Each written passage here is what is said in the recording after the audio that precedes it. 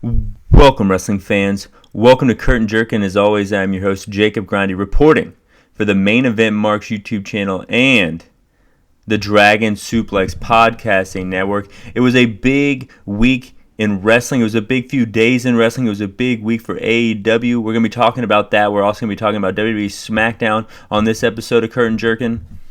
Let's just dive right into it. Smackdown. LA Knight on a dark match. That's right. We're talking about SmackDown because we're going to be talking about the dark match. LA Knight came out as a manager for Mace. I mean, this kind of upsets me a little bit because I think LA Knight is pretty much the total package. This is after WWE wanted Adam Cole to be a manager. This is after Pete Dunne becoming Butch. A silly little character after he's put on 5-star classics and kind of build a whole brand. People forget that Pete Dunne was the first ever NXT UK champion, having 5-star matches on pay-per-view television or pay-per-views on the main roster pay-per-views, which is something that I don't think anyone has done since on WWE or NXT UK. And then they make him this funny little character, Scrappy Doo to I guess Sheamus is Shaggy or whatever. But then LA Knight came out in a dark match as a manager for Mace. Mace and T-Bar Mace, Retribution Mace. So this is the third time they're repackaging that guy and they're putting him with LA Knight. But I kind of get it now. LA Knight's a little older. Great wrestler, but one of the best talkers in the whole industry. So his voice is going to go on a lot more than his body, and I think he's in his 40s, so make him a manager, and then after that you can make him a color commentator, and then here he is, 10 years later, still with that WWE money. So if you're a fan of LA Knight, watch his TNA days, his Impact days, watch his NWA days, his NXT days. That's still available for us. But if this is the new chapter, I get it. It makes sense to me that they would go this route with him, especially considering his age, unfortunately, for that. That seemed to be the only thing really of note on SmackDown. There seems to be like a WrestleMania lull here, and then we're going to go into WrestleMania Backlash, and that's probably the next show that I'm going to review from WWE, but not the next show I'm going to review from AEW. We're talking about AEW being ranking every single match from Dynaimte and Rampage worst to first. But let's go into my overall thoughts of the stuff that happened between the bells. The circumstances that lead to the great wrestling that we all know and love on AEW. Dynamite, I thought the Jericho Appreciation Society showing up in a private jet, getting off the private jet was awesome, kind of playing into what's worked for decades in wrestling and also playing into what worked with the Inner Circle, but then adding to it with Kingston and Pride and Powerful showing up, taking 2.0 Magic Daddy's shoes.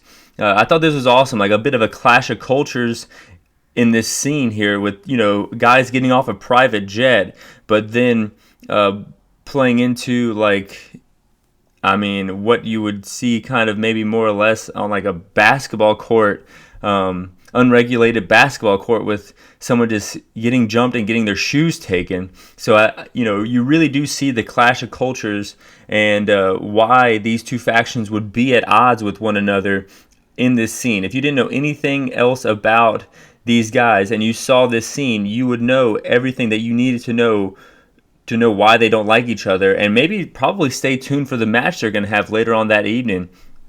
Hayter versus Storm, they're staring off. I think I like this a little more than I should. They can keep staring at each other for all I care. Darby Allin with another well-done video package. These video packages are amazing. Just as good as Mustafa Ali and his video packages leading up to WrestleMania 34 on 205 Live. I forget I am watching a wrestling show. I get sucked in so much for these video packages. They kind of remind me of the music videos I used to love watching on MTV2 and Fuse back in the day. He challenges Andrade to a casket match, but this could be just the 30, 40 minutes of the show, and I'd probably be hooked on it.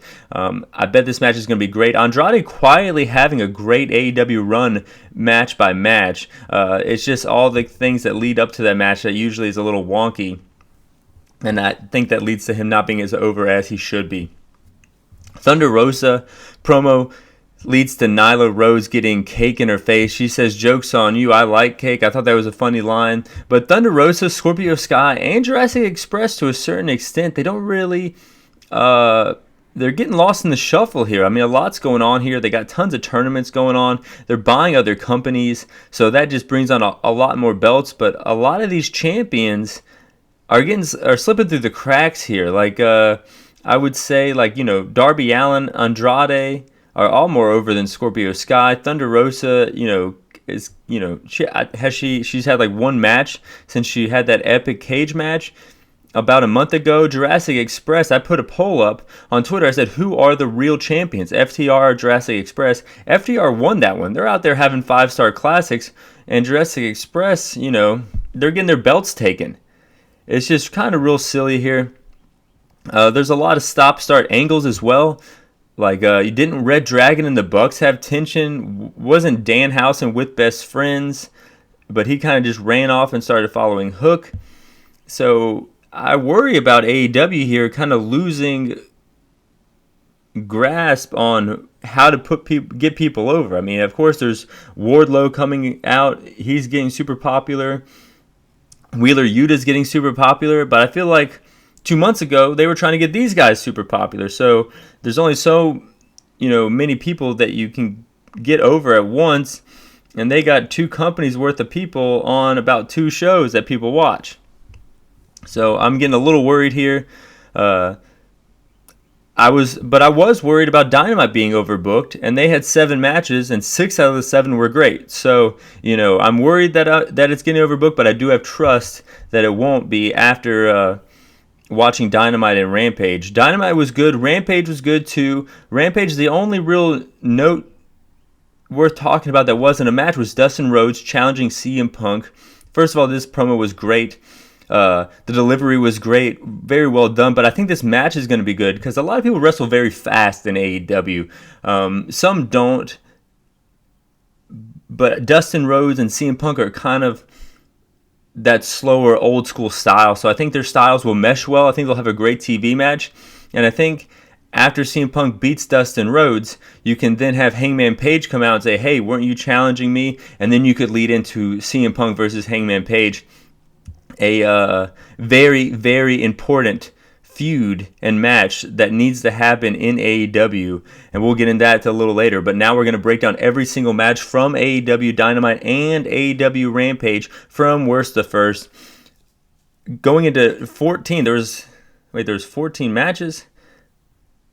There might not have been 14 matches. Wait, 1, 2, 3, 4... Yeah, 14 big matches? No way. We'll get in. 13 big matches. I'm getting a little confused here. So number 13, and a few of these matches that I'm going to talk about a little later are really lucky that this match happened because this match is kind of a tip of the cap. Usually the worst match on the show is just because someone whooped someone's ass so much that it wasn't. You can't call it a good fight, but it did get the person over that they needed to get over. And this is what happened here. Butcher versus Barrett Brown. Powerbomb 1, 2, 3. Butcher gets the victory at number 13. And Maria Shafir and Sky Blue need to probably be giving a little bit of money to Butcher and Barrett Brown for that, because if that match wasn't on there, this match would definitely be the worst match. Sloppy ass match. It was supposed to be there to get Maria Shafir over, but you couldn't focus on Maria Shafir because Jade was watching backstage. Jade's baddies were at ringside that incorporated for the first time some AEW talent as some of the baddies. This match felt like an afterthought, and I don't want to think about it anymore. Hot crowd, dead quiet for this one. Maria Shafir gets the victory. I saw online someone said, Maria Shafir, this is why these ladies need a performance center. And then someone quickly said, Maria Shafir came from the performance center. Maybe that's why she left the performance center, was something like this, because Sky Blue is usually having good matches. Number 11 out of 13, Ruby Riott versus Robin Renegade. They did this whole Twin Magic thing, but then Ruby Soho won. She beat the Twin Magic thing before the gimmick could even get started. This would have been great second or third round matchup, but if you're going to do this Twin Magic thing where you got 2 twins coming back and forth, you got to put them over at least once on TV. If it happened on dark, no one saw it. It's as if the lights went out. It's dark. So to just ruin this gimmick right away before you could really get going, I feel like it had legs. It had 4 legs, but we won't ever know because they just ruined it right away. If you weren't going to use the gimmick, then don't use the gimmick. And then if the only reason you're bringing them in is to use the gimmick, then don't bring them in. Bring in another body for Ruby Soho to advance in the tournament. Number 10 out of 13. Sorry, guys. MJF versus Shawn Dean. MJF acts like he can't unzip his jacket, but only to lure Shawn Dean in. I thought that was good. What a dick move. Crowd just wants Wardlow, and we get Wardlow right away. He sneaks behind MJF, dresses as a security guard. The actual security guard hold Wardlow back, but they're in between MJF and the ring, so he can't get back in the ring. He gets counted out. Shawn Dean beats MJF again for the second time. MJF cuts a great promo after the match, amazing promo, and books Wardlow versus The Butcher for next week. That's going to be a big, hard-hitting matchup. I'm sure that match is going to be over with Jim Ross, as he always likes the larger men wrestling each other. Number 9 out of 13, Blackpool Combat Club versus the Gun Club. This was a fun match. Hot crowd. Yuta chants, Ass Boy chants. Yuta and Billy Gunn staring down. That got a big pop from the crowd. O'Connor roll, 1, 2, 3. Yuta gets the win.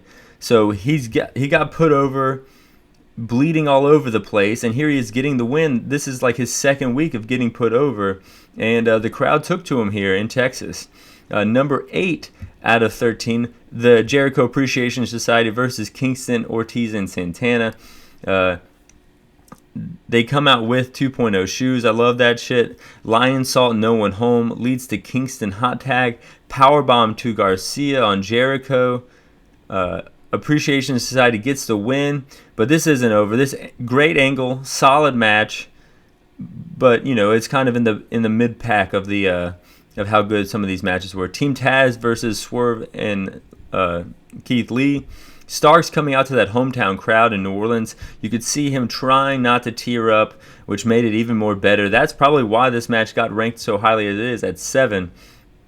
Having to hold back tears, just great moment. 450 from Swerve. Taz ends up grabbing at the boot, causing Powerhouse to spear. I think it was Swerve. 1, 2, 3. Team Taz gets the victory here. Solid match. Number 6 out of 13, CM Punk versus Penta. A dream match that I didn't know I wanted until I saw the graphic. The interpreter here kind of ruins an otherwise cool entrance. 6 strike battle from the two here. Penta counters the GTS. That's kind of the story of the match, how Penta keeps slipping out or countering the GTS. Punk kind of slips out of a top rope Hurricane Rana at one point. This is kind of adding up here. There's always one point in a CM Punk match where there's a botch from CM Punk.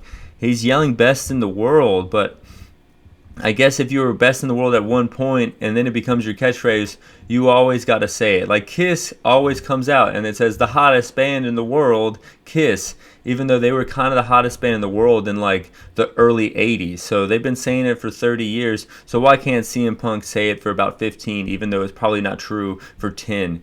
CM Punk does catch Penta midair, hits the GTS 1, 2, 3, and then we move on to number 5 out of 13, Jurassic Express versus Red Dragon here. I thought they were going to put the titles on Red Dragon here and then continue that Bucks feud, but it looks like that's kind of up in the air. Maybe Kenny Omega said he was going to come back and then didn't want to come back or something like that. I'm not sure what's going on, why this feud isn't continuing. But we get this Red Dragon versus Jurassic Express match, which was pretty good.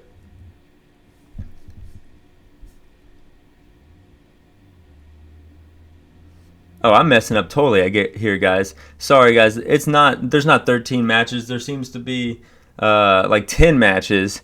But let me digress here. Either way, we're counting down worst to first, and we're getting into the top 3. So what you guys know what I'm saying. This you guys can hear it. This is Jurassic Express and Red Dragon was the 3rd best match on AEW television this week. I'm all higgledy-piggledy. I don't know what I'm doing here. But number 2, Hangman Page versus Adam Cole. Texas Deathmatch. Moonsault with a chair held in Hangman's chest, taken right to Cole's face. Hangman hits a deadeye moonsault off the top turnbuckle, which would have been landing on the floor, but then Adam Cole takes a step back and super kicks the champion right in the head. Hangman tosses Cole onto a pile of chairs off the top, barbed wire chairs, chains, everything comes into play, but then Hangman hits a deadeye off the apron through a table, and that keeps Cole from answering the count of 10 in the Texas Deathmatch. So Adam Page retains the title here, and I think this is going to go in to the CM Punk match, the CM Punk feud, which will more than solidify Hangman Page's title reign, which is the most important title reign in the history of AEW. This is the first champion who doesn't have the WWE stink on him. He's the first champion that if you get him over, all these people that are naysayers, the bots, if you will, are going to come out of the woodwork and, say like, hey, look, they built a star. Here's Hangman Page. Of course, he's not the star as The Rock, but I think you can get him over someone like The Miz. I think you can get his shirts sold in Hot Topic and all the things that you kind of want to have happen as a star in AEW. And then that would kind of shut up a lot of people. If you have someone who beat Kenny Omega, beat Daniel Bryan, beat Adam Cole, and beat CM Punk, people are going to start tuning in. And Hangman Page is super over with the AEW crowd. He's, a good-looking guy, has a cool gimmick that people can attach himself to. I think this is the guy, and this is the most important title reign in AEW history. I say it almost every show.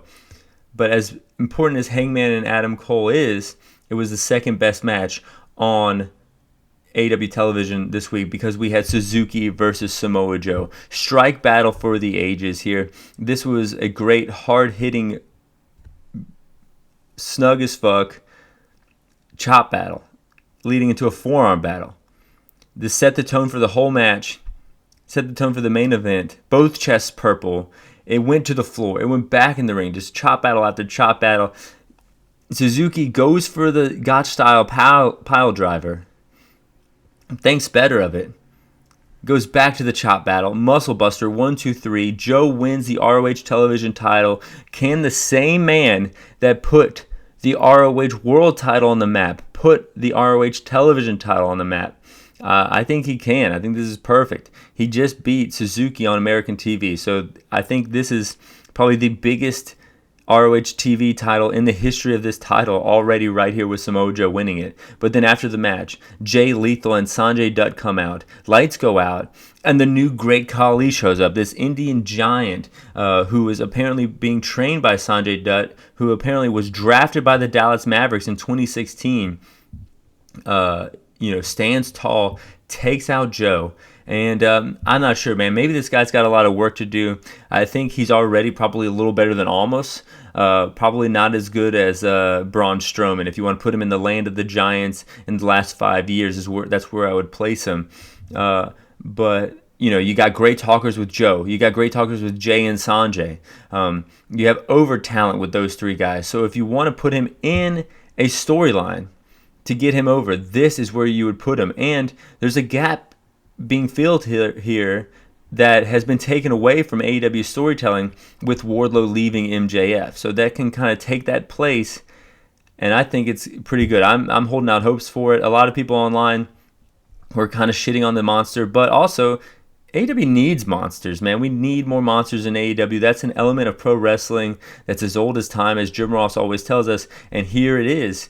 In ROH TV title feud. How are we going to see this play out next week? Are we going to see this play out on Battle of the Belts? I don't know, but I am interested to see it when it does happen. And because I fucked up the listing of these of this, I'm going to just go ahead and just maybe review my own shit here for a second. So we have at 10, 1, 2, 3, 4, 5, 6, 7, 8, 9, 10. Okay, at 11. Sorry, guys. I'm catching up, guys. Hopefully you find this funny, because otherwise I messed up my whole show here. Butcher and Bear Brown at 11. At 10, Sky Blue and Maria Shafir. At 9, Ruby Riott and Robin Renegade with the twin magic that never was. At 8, MJF versus Sean Dean, with Sean Dean getting the second victory over MJF. No need for a rubber match. At 7, Blackpool Combat Club beating the Gun Club. Yuta is over as fuck. At 6, Jericho Appreciation Society and Kingston, Santana and Ortiz. At 5, Team Taz versus Swerve Scott and Keith Lee. At 4, CM Punk versus Penta. CM Punk, not the best in the world, but he can still yell it because it's cool as fuck. At 3, Jurassic Express and Red Dragon. Who are the champs? It's not FTR. I'm not sure. At 2, Hangman Page and Adam Cole. Hangman Page is the most important world champion in AEW history. And at number 1, Suzuki versus Joe. Chop Battle of the Ages leads to Samoa Joe holding ROH gold just like it was 2003 with a tear in my fucking eye. Beautiful shit from AEW. Will LA Knight be a manager on SmackDown? I hope not, but probably. As always, guys, fly high. I'm out.